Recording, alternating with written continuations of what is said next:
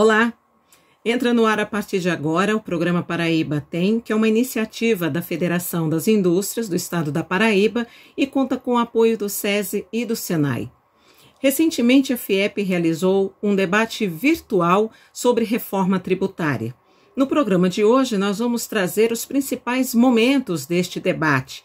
Neste primeiro bloco do programa, nós ouviremos as palavras e argumentações do presidente da FIEP, Francisco de Assis Benevides Gadelha, e também do relator da PEC 45, deputado Aguinaldo Ribeiro, que também participou deste importante momento com a classe empresarial paraibana. O sistema industrial brasileiro, dentro da sua histórica identificação e compromisso com as grandes causas nacionais, adentra nesse momento a um debate que está na ordem do dia do país. A reforma tributária, por muitos já chamada de equação de resolução do manicômio tributário a que o país está submetido. Já foram sucessivas tentativas, todas frustradas até aqui, para se avançar nessa reforma, mas de concreto até agora apenas um prejuízo histórico e econômico para a nação.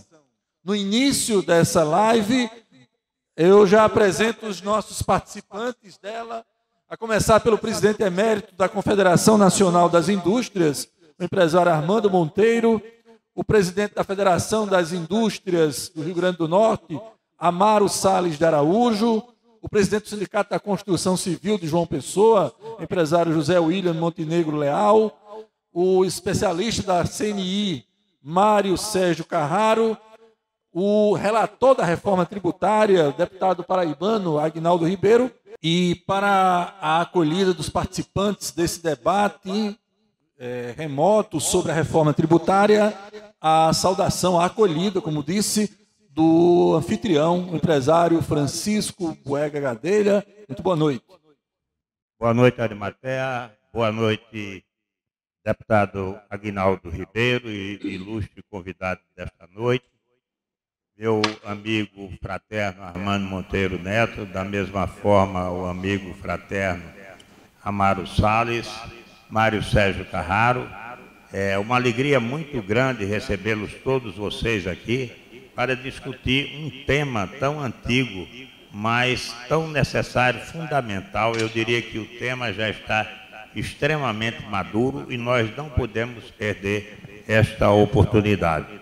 Nós sabemos que existem três bases clássicas de cobrança de imposto: o imposto sobre a renda, o imposto sobre o patrimônio e o imposto sobre o consumo. Mas exatamente no imposto sobre o consumo que reside o grande problema que o nosso querido deputado Aguinaldo Ribeiro, como relator, haverá de deslindar todos os interesses dos deputados, das cerca de 1.000 emendas que deverão aparecer, mas que ultimamente tem convergido para aquele saque que se fará do ICMS, o PIS, a COFINS, do IPI e a contribuição sobre o lucro líquido. O Senado acrescenta mais 4 que também serão sacados, que é o IOF, o PASEP, o Salário Educação e a CID, também deverão ser sacados para que nós tenhamos um imposto convergente. Eu tenho certeza que a comissão mista do Congresso, Senado e Câmara haverão de rapidamente compactar essa proposta e numa proposta única, essas duas propostas numa proposta única, e evidentemente também acolher aquilo que vem do governo federal. Porque alguns dos impostos, como o IOF, o PASEP, a CID, o Salário Educação, eles ostentam muito o DNA do governo federal. Porque ele foi feito com finalidades específicas. E isso será muito fácil de acolher. Ele tem que realmente o governo federal é que deve dar tratos à bola nesses impostos e apresentar para essa unificação que o deputado Aguinaldo vai lutar com seus companheiros para tentar juntar todos numa proposta só. Mas é fundamental, é necessário. Essa reforma tributária não pode, eu digo assim, esse modelo anacrônico de engrenagem tributária não pode mais permanecer. Nós temos que modificá-lo urgentemente para fazermos, como gosta de dizer o deputado Aguinaldo Ribeiro, uma justiça tributária. Justiça tributária com todos aqueles que recolhem, justiça tributária para os estados também mais pobres e realmente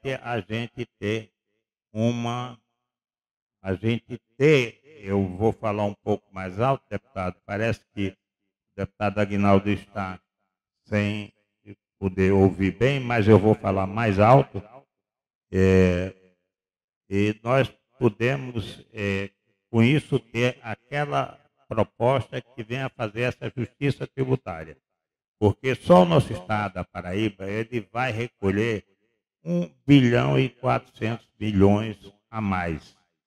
Isso é uma vantagem para os estados de economia deprimida. E a gente só faz equilíbrio entre um país quando a gente consegue transferir recursos das regiões mais ricas para as regiões mais pobres.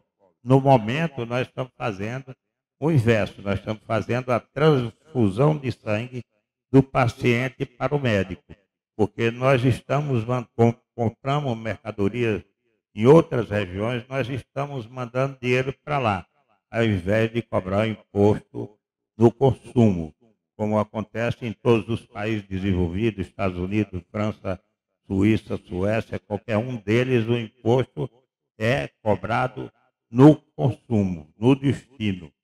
E nós também temos que usar essa prática aqui, visto que nós não vamos reinventar a roda. E isso foi uma coisa que deu certo. A tentativa de ICMS foi implantada uma vez na França com um resultado extremamente negativo. Então, a gente tem que pensar nisso. E a indústria tem sido o setor mais sacrificado. A indústria hoje representa 22% da economia brasileira. Quando alguém quer minimizar a indústria, aí retira a construção civil, retira os serviços técnicos de engenharia, como água, luz, telefonia, e esses são indústria na veia, porque aqueles que produzem esses serviços, eles não têm contato com o público.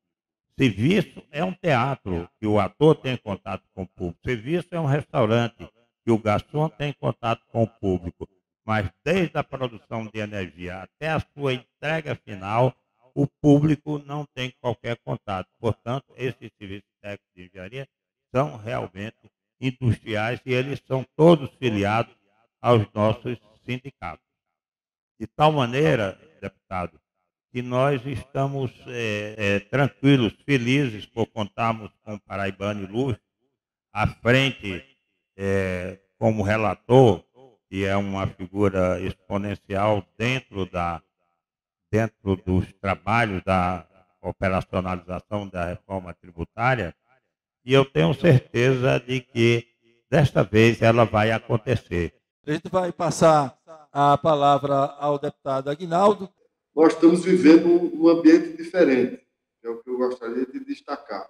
Primeiro, nós temos hoje uma manifestação expressa dos estados brasileiros no sentido de apoiarem uma reforma e a partir da PEC 45 e da PEC 110, que estão postas uma na Câmara e outra no Senado, né? Uma, como disse muito bem Boega, uma unifica os 5 impostos, né, que é a PEC 45 unifica o ISS, o ICMS, o PIS, o COFINS e o IPI, e a outra que, além de unificar esses outros, a PEC 110 unifica também o IOF, o Salário Educação, a CID e o PASEP, com outros temas ainda que também são abordados na PEC 110. Então, mas há uma manifestação também expressa da CNM, que é a Confederação Nacional dos Municípios, do Concerfaz, no sentido de fato, reformar o nosso sistema tributário.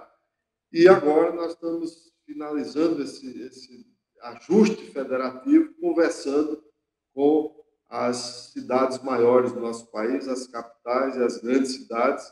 Nós tivemos, na última semana, uma reunião com o presidente Davi Alcolumbre, com o presidente Rodrigo Maia, com o prefeito ACM Neto, com o prefeito Clésio do Macapá e o prefeito Jonas Donizete, prefeito de Campinas, que preside a Frente Nacional dos Prefeitos, que congrega esses municípios, além da Abrasf, também com quem nós temos tratado, para avançarmos nesse último, vamos dizer, ajuste federativo. E eu tenho certeza que, a partir daí, caminharemos para um avanço, né, muito significativo, porque, do ponto de vista do setor produtivo, nós temos também travado um debate permanente, um diálogo permanente, ouvindo todos os setores. Evidentemente que não vai se fazer uma reforma customizada nem para setores, nem para entes federados, né? Nós temos que fazer uma reforma customizada para o Brasil, para o cidadão brasileiro. Nós vivemos num país onde se paga muito imposto, né? Onde o imposto representa, foi feito um estudo, né, sobre o custo Brasil, que foi falado há pouco. Nós temos hoje, o sistema tributário é o principal fator de custo, né, na composição do custo Brasil. E ele representa hoje 22%, né, do PIB brasileiro, é o que custa hoje, é o tamanho desse custo Brasil. Portanto, é um número muito expressivo, né, muito significativo para que o nosso país se dê ao luxo de perder esse trem da história. Nós precisamos avançar para ter um sistema tributário que seja moderno, um sistema tributário que seja simples, que tire essas obrigações acessórias que nós temos. Precisamos de um sistema tributário que traga transparência, que o nosso sistema hoje é cumulativo, né? Ele é cobrado por dentro, e o cidadão brasileiro não tem noção, o cidadão paraibano não tem noção de quanto ele paga nessa tributação sobre o consumo. E por essa razão que a gente precisa avançar para promover também justiça tributária, né, para que nós possamos, tanto do ponto de vista do cidadão, quanto do ponto de vista dos entes federados, né? Nós vamos ao nosso primeiro intervalo, mas não saia daí, a gente volta já já. Hoje apresentando para vocês os principais momentos do debate virtual sobre reforma tributária promovido pela FIEP recentemente. A gente volta daqui a pouquinho, não saia daí.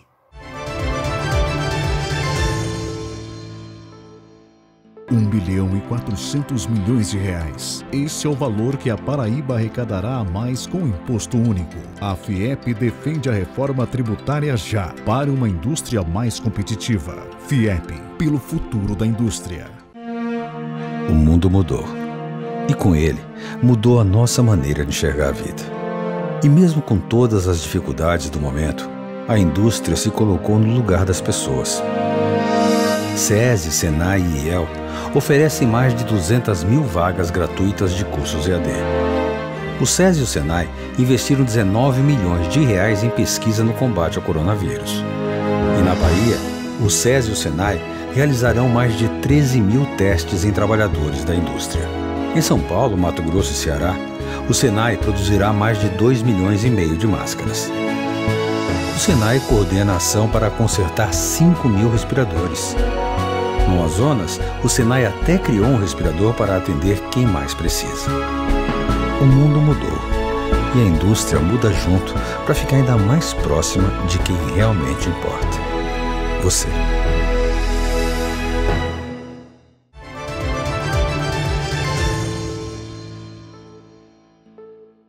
Estamos de volta com o programa Paraíba Tem, hoje apresentando para vocês os principais momentos do debate virtual promovido pela FIEP sobre reforma tributária. Neste bloco, nós traremos para vocês as participações de Armando Monteiro Neto, presidente emérito da Confederação Nacional da Indústria, CNI, e Amaro Salles, presidente da Federação do Rio Grande do Norte e também presidente da Associação Nordeste Forte. Eles participaram do debate também fazendo questionamentos ao relator da PEC 45, o deputado Aguinaldo Ribeiro. Vamos acompanhar. Eu começo pelo presidente emérito da CNI, doutor Armando Monteiro. Muito boa noite. Eu queria primeiro rapidamente dizer que nós temos uma oportunidade extraordinária, porque há uma conjugação de fatores que hoje nos apontam a possibilidade de avançar. Aguinaldo destacou esse entendimento que se dá entre os entes federativos. Pela primeira vez, eu vejo os estados convergindo para uma proposta comum. Vejo ainda, Aguinaldo, e esse é um ponto importante, esse debate que vem se produzindo há décadas no Brasil, ele deságua hoje numa convergência sobre a matriz conceitual da proposta, do modelo da proposta. Veja que seja a PEC 45, a 110, o PL 3887 e até mesmo a emenda 192, todos convergem para uma mesma matriz conceitual, que é a de um IVA, vamos dizer, que o mundo inteiro experimenta, 160 países. O IVA é algo que a experiência internacional consagrou como algo de classe hoje mundial. Portanto, o Brasil não precisa buscar fórmulas exóticas. O Brasil tem que ter a capacidade de criar um sistema de classe mundial, se utilizando da experiência, do melhor que a experiência internacional pode nos apontar. Então, eu vejo com alegria que hoje há uma convergência, o debate amadureceu. É claro que tem aqui e acolá alguns temas que ainda preocupam. E, nesse sentido, eu já quero interessar, Aguinaldo, alguns pontos aí para poder ouvi-lo nesse momento. Aguinaldo, olhando a questão da federação, na perspectiva da federação e dos entes da federação, você já identificou bem uma fortíssima resistência dos grandes municípios, que são detentores de 2/3 da arrecadação do ISS no Brasil e que, portanto, não querem abrir mão desse imposto, mas, ao mesmo tempo, nós sabemos que, se não incorporarmos o ISS a esse IVA amplo que nós queremos construir, nós estaremos, por assim dizer, inviabilizando essa construção. Por quê? Porque a manutenção do ISS como um imposto isolado de competência municipal, ele produz distorções imensas no sistema. É um imposto cumulativo, portanto, ele fere de forma, eu diria que mortal, o conceito do imposto de valor adicionado. E segundo, porque não há na experiência internacional paralelo com um modelo de IVA que possa coexistir com um tributo municipal com essas características. Então, a primeira questão que eu coloco é como você vê a possibilidade de construir um entendimento, especialmente com os grandes municípios, de forma a garantir a incorporação do ISS a essa base, que é, eu diria que, uma condição absolutamente indispensável à construção desse IVA amplo. Ok, a gente passa a palavra agora para o presidente da Federação das Indústrias do Rio Grande do Norte, Amaro Salles de Araújo. Muito boa noite. Há uma necessidade que o país tem que essa reforma saia, ela seja votada. Não sei se a gente vai conseguir agradar a todos, mas ela é necessária. Mas como aqui representante do Nordeste, deputado, eu tenho 2 questionamentos a lhe fazer. Na hora que a gente tem as regiões menos reconhecidas como sustentáveis, que é o Norte e o Nordeste, nós temos essas desigualdades do imposto no consumo, ou na produção, ou na origem, ou no destino. Então, a gente imagina que isso possa ter um tratamento diferenciado também. Eu não vejo o Brasil dessa forma como reparte o imposto, de uma forma que possa ir há muito tempo, não possa avançar. Agora, tem fiquei muito feliz um depoimento seu, inclusive vi isso nas redes sociais, em que o senhor coloca um compromisso seu como relator, que deveria colocar na primeira capa da reforma, que o senhor não toparia que aumentasse essa carga tributária para as empresas. Então, são dois questionamentos que eu lhe faço, das regiões menos reconhecidas, tá certo? As suas desigualdades regionais, tá certo? E essa questão prática que o senhor colocou, que não assume a responsabilidade de um aumento de carga tributária. Armando, nós estamos tratando dois pontos. O ISS, nós estamos trabalhando com os grandes municípios. O que é que de fato existe? Aquilo que eu me referi no início da minha fala. Na briga federativa, a União se apropriou na construção do sistema tributário, estamos falando aí mais de 50 anos atrás, e o que arrecadava mais a melhor base tributária era o IPI, naquela época. Então, a União se apropriou do IPI. Deixou a segunda melhor base, que era o ICMS, para os estados. E a base do ISS, que era a base ainda daquele tributo que você tinha muita informalidade, né? Então tinha um poder arrecadatório muito pequeno, deixou no município. Isso gerou uma concentração do ponto de vista federativo, onde esses recursos ficaram na União e, portanto, os municípios tendo que estar se dirigindo a Brasília com o pires na mão para pedir que essa devolução fosse feita, né? Então, o que é que aconteceu? Ao longo do tempo, a base do ICMS e a base de serviço, com a mudança, inclusive, da sociedade brasileira, do comportamento, dos hábitos de consumo, né, no mundo todo, cada vez mais, nós vamos ver aqui pós-pandemia, onde essas bases começam a mudar, né, do ponto do comportamento arrecadatório. Então, o que é que nós estamos propondo com um IVA? É a união dessas bases, ou seja, nós vamos partilhar essas bases. O Estado vai poder partilhar da base do ISS, que é uma base hoje crescente, da base de serviço. E vice-versa, o setor de serviço também vai partilhar dessa base. E quando a gente coloca a tributação no destino, ou seja, você vai ter aí a cobrança no destino, aqueles municípios que eventualmente podem e vão perder um pouco da largada, né, que a gente tem também um tempo de transição para calibrar isso, nós vamos, ao longo desse tempo, essa base cada vez vai estar mais crescente nesses municípios, que hoje concentram as grandes empresas, inclusive empresas como startups que estão situadas em cidades como essa. Então, nós estamos trabalhando, obviamente, para fazer essa adequação, mas o princípio do IVA é que nós estamos tirando também, é como se o nosso sistema tributário fosse uma gordura, né? Se a gente olhasse para uma carne, né?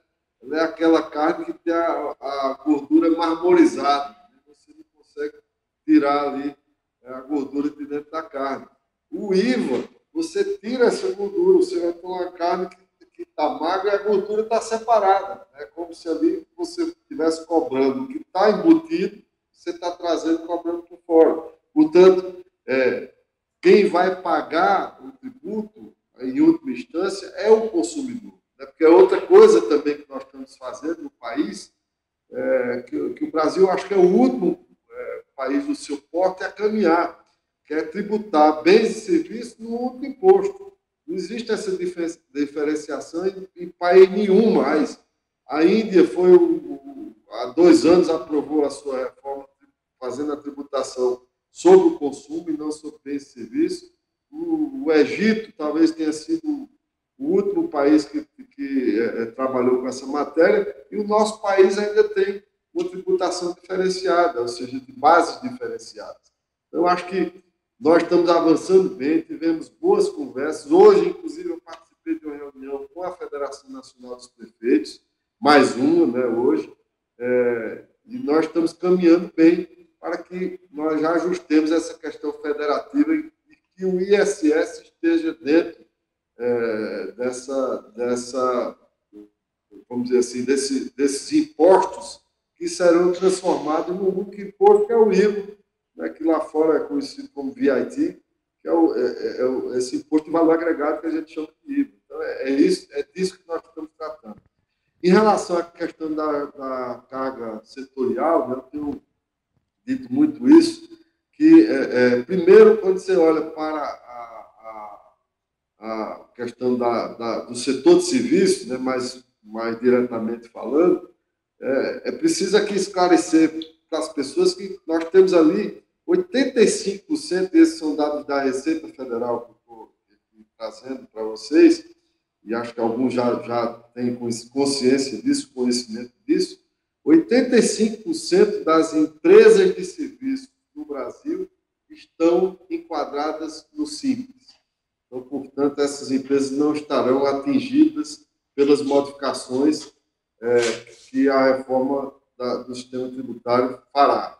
Nós temos aí 15% restantes que aí estariam submetidas ao regime do IBS. Nessas empresas, grande parte dessas empresas que estão no lucro presumido, estão no lucro real, né, elas têm a possibilidade do crédito. Né? Então, elas estarão ali, estarão num sistema onde elas têm, aquilo que ela compra, ela toma o crédito, e elas, ao fazer o crédito, quando ela se debitar, ela compensará integralmente esse crédito. Então, não haverá nenhum tipo de, vamos dizer assim, dano mais gravoso a esse tipo de empresa. E saudar aqui o nosso Amário Salles, o presidente da FIEL, nos encontrando numa viagem, inclusive saindo de Recife, salvo engano, ali, pegando voo para Brasília, e ali comentarmos, foi logo após ali, se veio a pandemia. Mas sobre a questão das regiões menos favorecidas, o que é que nós estamos acabando? Com outra distorção. Qual é a distorção? A distorção são os benefícios e incentivos tributários. Quando você dá benefício e incentivo, a sociedade toda paga a conta. Né? Então, esse é o problema também do nosso sistema tributário. Mas, em vez de nós termos uma política estruturada de desenvolvimento regional, de forma muito clara, que no seu orçamento geral da União, você aloca os recursos para aquele tipo de política, a gente criou uma grande confusão, inclusive no próprio orçamento, né? Vinculando as receitas no nosso orçamento, engessando essas receitas e fazendo com que cada vez mais o gestor, o executivo, perca a sua capacidade de fazer gestão, porque ele está ali tão vinculado que ele não consegue ter espaço no orçamento para decidir o que é prioridade ou não. E, em razão disso, é que, ao cobrar no destino, você vai ter aí a perda, né, dessa guerra fiscal que a gente fala. Lógico que em estados como o meu estado, o estado da Paraíba, nós não podemos perder os instrumentos de desenvolvimento regional. E aí está previsto, sim, nessa discussão, a criação de um Fundo de Desenvolvimento Regional como instrumento, né, de fortalecimento da política industrial, da infraestrutura, daquilo que vai agregar e fazer com que esses estados possam ter esses instrumentos para não perderem competitividade do ponto de vista do seu desenvolvimento. O programa Paraíba Tem de hoje vai ficando por aqui. A você que esteve conosco, muito obrigada pela companhia. Lembrando que a gente volta na próxima semana, nesse mesmo horário. Mas se você quiser rever o conteúdo deste e de outros programas, é só você acessar o nosso canal no YouTube. Eu espero você na próxima semana. Até lá!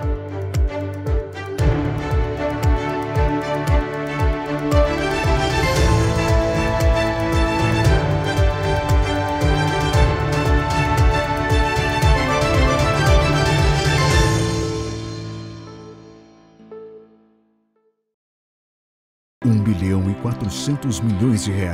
Esse é o valor que a Paraíba arrecadará a mais com o imposto único. A FIEP defende a reforma tributária já, para uma indústria mais competitiva. FIEP, pelo futuro da indústria.